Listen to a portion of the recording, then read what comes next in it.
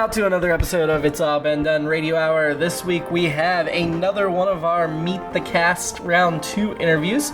It'll be quite a while before we have another one because we've got some story roundtables and some other things coming up that will take the place of that. So enjoy this one when Nick met Dan. But before you do, we've got people to thank, things to plug.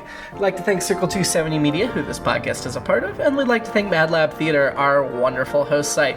We always say wonderful, and I hope it doesn't start to sound insincere after a while, because we really mean it. We really appreciate being there. Our next show is Saturday, February 9th at 5:30 p.m. Daniel Kravitz's Chosen One is back for a third volume. You're still listening to Volume 2 on the podcast, but it's actually been away from our live shows for quite a while, so we're excited to have it return. We also have Lieutenant Carson, aka the Cosmic Comet, trying to decide between Bad Rap and Lieutenant Smith. So you'll get that. If you keep listening to the podcast, you're going to hear more about Bad Rap and Lieutenant Smith. You met Bad Rap recently. We also like to thank our parent network, It's All Been Done Presents, which has podcast, written work, video series, and more. One of the podcasts on the network is The Good, the Bad, and the Geeky, hosted by Nick Arganbright, who is in this interview right now. It all ties together. The Good, the Bad, and the Geeky is a pop culture podcast that's been around for more than a decade. There's live bits when they frequently open for Radio Hour. There are just discussions of pop culture topics, especially movies, and plenty of other great stuff. Join Nick and friends for The Good, the Bad, and the Geeky, which you can subscribe to wherever you get your podcasts, or find links at IABDpresents.com.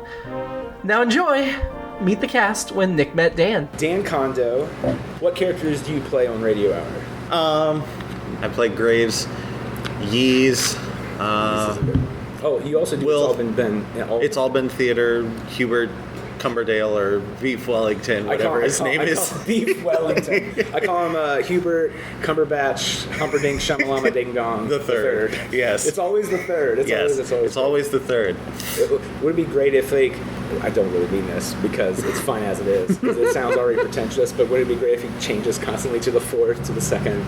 Oh yeah. Just every month every time he does it, it's something different. The 10th, the 12th. All right. So which of those you have like one or two more like reoccurring? Don't you do who's the one top notch you do? You've done like twice or three times. He's like the Batman parody. Oh, the Paul. The Paul. Well, he's a mix of what Batman kind of is, and then I really think of him as Mysterium from South Park. Oh yeah. Yeah. Oh yeah. So there's your voice, which sounds like Christian Bale-ish parody, which is what Mysterium is doing, and then the way they describe the powers and just how silly South Park is. That's the only reason why I just always equate the Paul to that. Except for the Paul is actually badass in South Park. Yeah, like he first few times it's like, who is the Paul, or not the Paul? Who is Mysterium? Yeah. Sorry, but which out of those is your favorite? Hubert Benedict Bandersnatch the 12th. Well, I'm not gonna lie, that one's great because I feel like out of everyone, you and I have a very similar way our mind works with voices. Yes. And I have noticed that what I mean over by that these years. Is that I think didn't you do the first Dirty Story Night? Weren't you there for that? Where it was like I believe Doug so. And you if I would walk up to anyone in the cast and maybe talk about Yogi Bear or anything by Hanna-Barbera, you would know who the hell I'm talking about. Mm-hmm. Nobody else. There's I know of that. They don't really and then you could bust out the voice or two of them or attempt to, and I was just where we just start trying to imitate them together, right? Or sometimes you'll just randomly start doing cartoon voices, and it has no place in its own. It usually does not. Yeah, but I mean, every once in a while he'll go, you know what? I like that silly voice. We'll use it, whatever. Which I like for It's All Been Done. It's All Been Theater because you can kind of do that.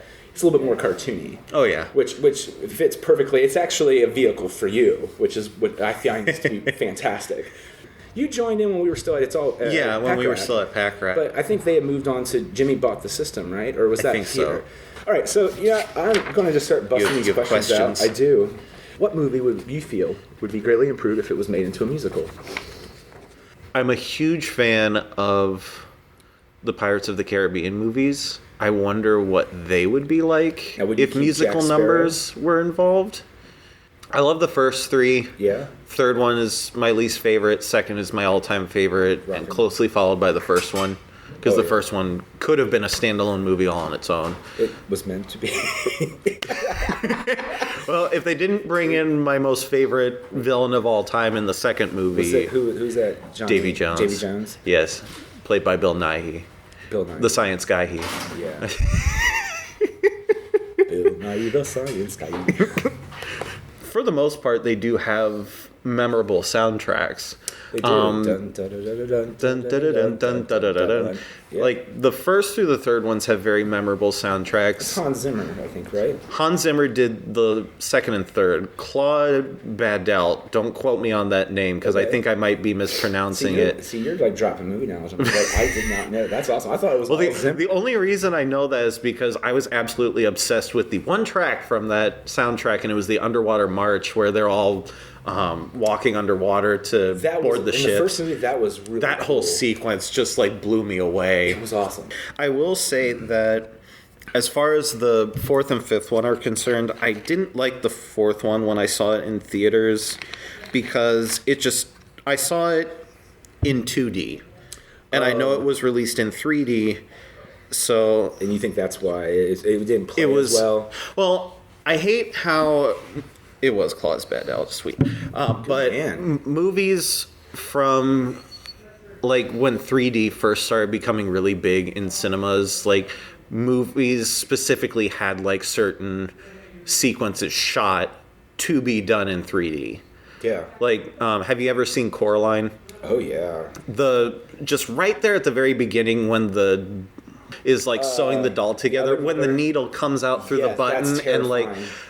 That was meant to be shot in 3D. Oh, yeah. But that one is an instance where it's so subtle that it'll go by and no one thinks about it that way. Right. But for me, that was something that just bugged me so much that it didn't bother me as much because it was so subtle. Okay. Well, I feel like they've ruined Jack Sparrow's character in the later installments of the film. Like, even in the third movie, they were starting to get into that transition of ruining his character for me, because in the first one, he was just kind of swaggering around drunk most of the time, but he still was kind of badass, and it seemed like he had some kind of clairvoyance about where he was and what he was doing that no one else had. Well, it felt like he knew what the hell was really going on. Right. I took it as he's drunk because he just can't take it anymore. Yeah. And so but he's been through all this before, and it will never work out.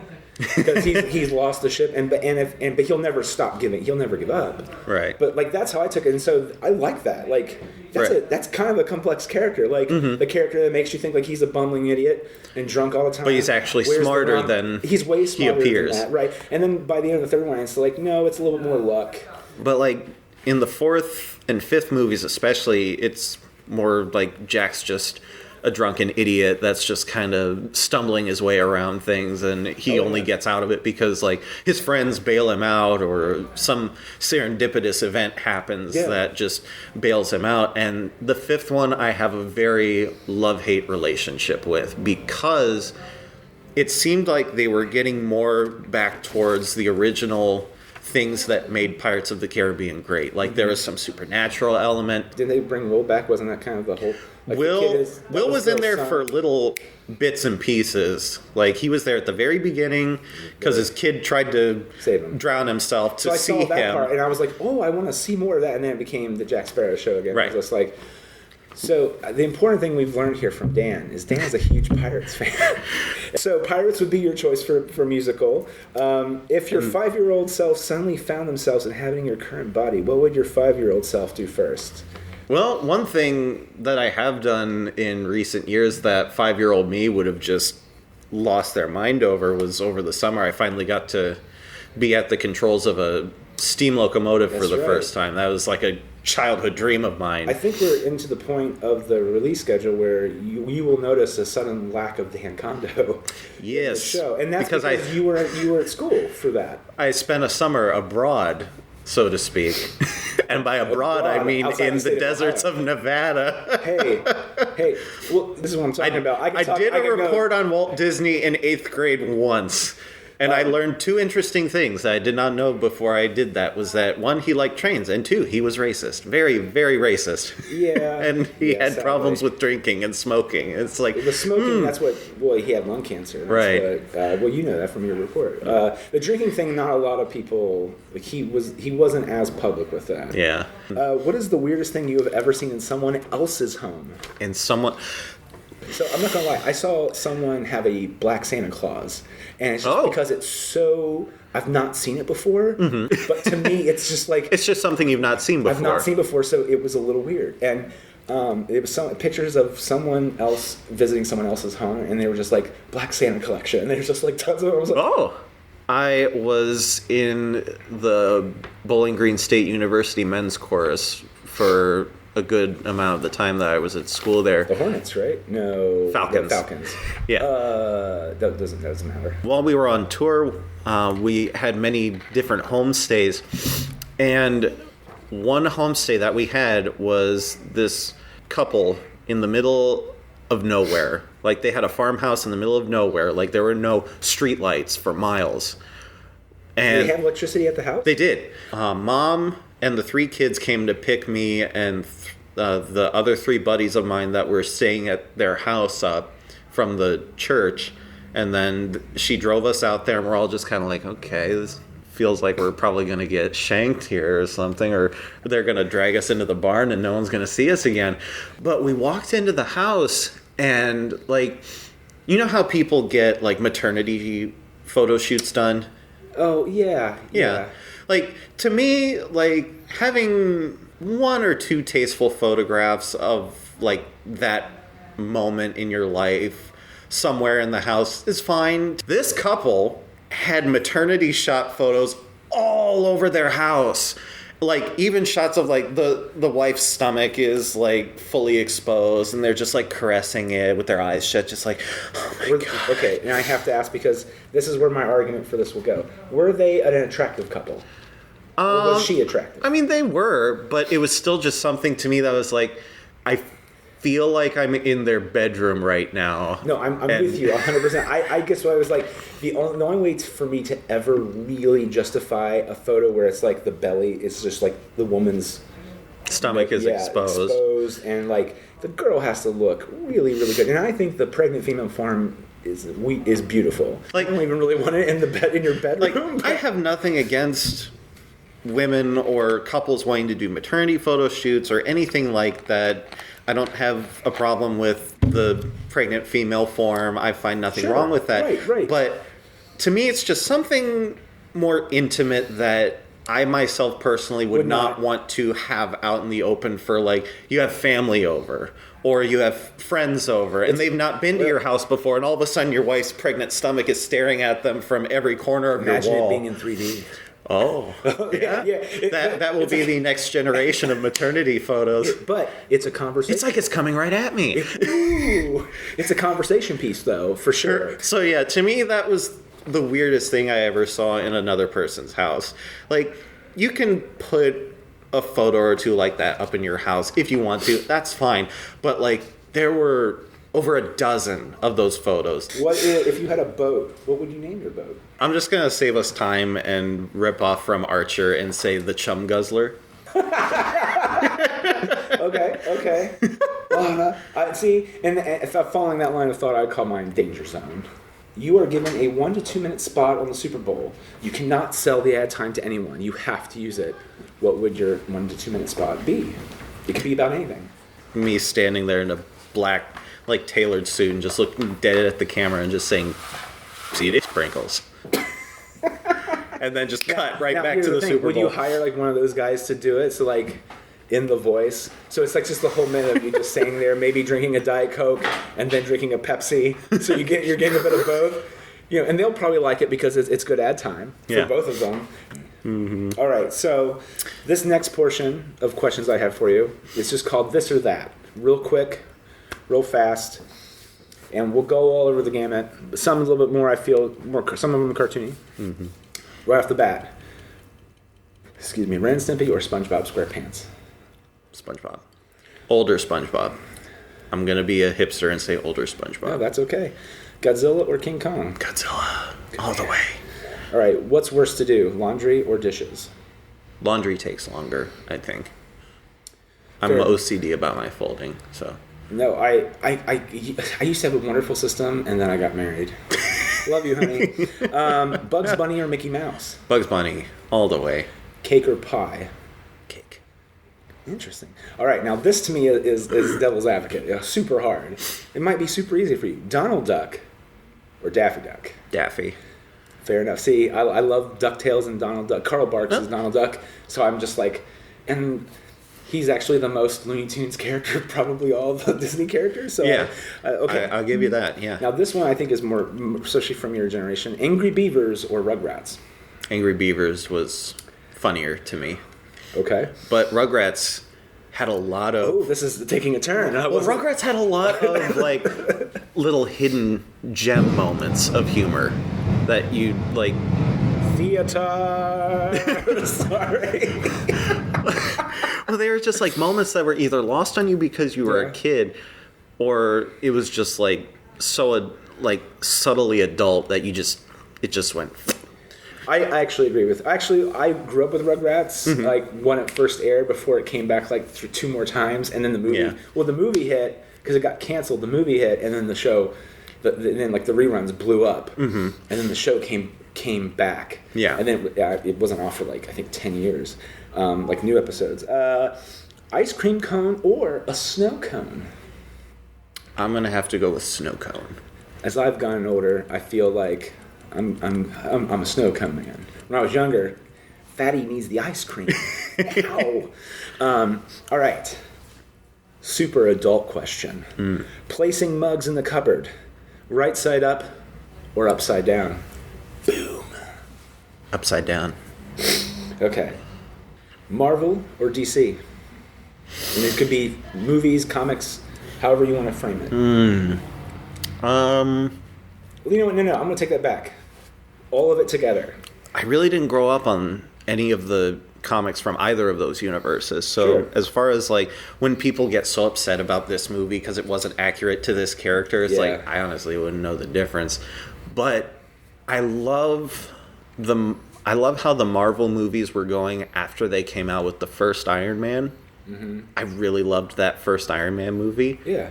But to DC's credit, I loved Batman Begins, and The Dark Knight is one of my most favorite movies of all time. I think DC, I like the direction that DC has gone with their movies as a whole, just like kind of the darker, edgier kind of direction, just because that's a personal taste thing. It's just a personal taste thing. Of course. Like, it's all personal taste. Yeah. Right. Like, before they made Jason Momoa Aquaman, if someone came up to me and said, "Oh, they're making an Aquaman movie," I would immediately think like the blonde hair and the orange top and you grew up with Cartoon Network, so you probably saw the Justice League like Adult Swim ads. Yeah, where he just walks up to people and just like and he puts a boombox down and starts playing music and starts dancing in front of. Like, this is like a cartoon in front of real people, like almost like shaking his groin in front of them. Yeah, and it would be like Cartoon Network, screwy, ain't it? Like it's a joke. Right. He's a joke character. Right. He talks to fish. He talks to fish. That's his shtick. Right. Now, did you see Justice League? I have not seen Justice League. My take is that it's great because the characters are great. The movie is not good. But Superman also shows up in this one. Okay. Which is great because he's been missing the last 2 Superman movies that he was supposedly in. Oh. But again, that's a tasting. Like, I don't mind that Superman's dark, but Superman, in my opinion, should also mildly enjoy saving people. I like the idea of that. What's the other crap he has to deal with, though? I love that. But, like, every shot in Zack Snyder's movies are all like, I'm sad saving people, like, every time. And there's a moment in Justice League where he sees Batman again for the first time, and he's just like, we need to have a talk after last time. I gotta go. And Batman's like, I know what you mean, and we'll talk later. Go. And then Superman goes, saves people, and he's just happy to be there. And then you're just like, well, he was also missing saving people the last few movies too. Yeah. So you would lean towards DC? I mostly just because I love the character of the Joker so much, I would lean more towards DC. Awesome. All right. I think I know this one, but I threw it out there because this is, again, I tailored this one for you. Pokemon or Digimon? And or a third option, Yu-Gi-Oh! There is no debate. It's Pokemon all the way for me. Fantastic. Now, I agree with that, but yeah. I will say, to their credit, I did watch all 3 shows as a kid. Digimon, for me, was my least favorite, just because, to me, it was too much like Pokemon. Yeah. Yu-Gi-Oh! I enjoyed watching. Yeah. Throughout, like, the whole first season where they're trying to save Grandpa from Pegasus, or have I lost you? You lost me. Okay. No, it's okay. It's okay. It's okay. He's got his Millennium Whispering Eye, and he steals people's souls with it or something and puts them into cards. And all right, so last question. Are humans better at creation or destruction? This is the deep one. This is how I like to wrap it up. That or it's what are the best and worst parts of human nature? Take your pick. Okay. I will say that we have been great at creation before. I don't think that we really thought about what we were creating back when we were creating. Ooh. So in this day and age, we're trying to basically fix, update, and alter the things that we made in the past to make them... Spared no expense. Yeah. I think of everything in terms of trains because I'm weird. But, like, yeah, the country went through an industrial boom. Mm-hmm. We crossed the country. We stole a lot of land and killed a lot of people to do it. Yeah. But we did it. We basically made an economy on mining and agriculture and manufacturing out of all of that. Yeah. And now in this day and age, we're trying to just kind of alter that and find different routes to maintain that level of creation, but in a way that doesn't cause the heat death of our planet faster than we anticipate. Which keeps getting faster and faster every day. Yes. Because they're, rogue scientists. All right, well, and that relates to It's All Been Done Radio Hour. Does it? No, it doesn't. Not at all. Well, this is just a fun... We're building upon something that before, like Dan says, try to... Yes, we are making it better. Harder, better, faster, stronger. It's nice and cold back here. Yeah. So, this has been Dan Condo and Nick Arganbright, and you've been listening to Meet the Cast or something like that. What is this officially called? What's this, Meet the Cast? This is Meet the Cast Round 2. Round 2. This is called Meet the Cast Round 2, a.k.a. When Nick met Dan. When Nick and Mick, my twin, met Dan, and... they were both just beautiful people, After Chris by the way. has this down, you'll probably just hear crap, crap, crap, crap, crap, crap, and then it's like... This has been Dan, Mick, and Nick. Thanks for listening. Is there anything else you want to say? No. But thank you for listening to It's All Been Done Radio Hour. Yeah. Oh, and I will just say, buy war bonds. All right. I don't know. It seems like a weird thing to have. Support your country. Purchase war bonds. Buy war bonds. Drink Ovaltine. Wall bonds. Why doesn't he do that? Shut up. No. It's All Been Done Radio Hour number 161. Meet the Cast number 27. When Nick Met Dan. Starred Nick Arganbright and Dan Condo as themselves. Because it's just them talking to themselves. It's not scripted. I hope you enjoyed it. Please, if you like our podcast, go to patreon.com/IABD and support us. That allows us to make other great content for you beyond just the Radio Hour episodes themselves. It also helps pay for the hosting fees for the podcast and the website and everything else that goes into making Radio Hour. If that Patreon gets high enough, it'll help pay for some equipment for Radio Hour. We can make it sound even better. So please go to patreon.com/IABD and support us. Have a good week. Crap. Thanks, I like Chris. crap. I like crap too. It's a good fun. It's so nice. Crap I just really slides hope out I at hope me. Chris leads this in. But for me, that was something that just bugged me so much that... And Samantha Stark is dancing away. Beautiful, beautiful. I know how to play the Davy Jones' theme on piano and have once played it on an organ, and I just about made my pants doing it. It was beautiful. Oh, wow. Actually, literally the whole podcast will be crap, crap, crap, crap, crap, crap, crap. And it's like, well, everybody, thanks for listening to us. Okay. It's All Been Done presents. Who's got the time?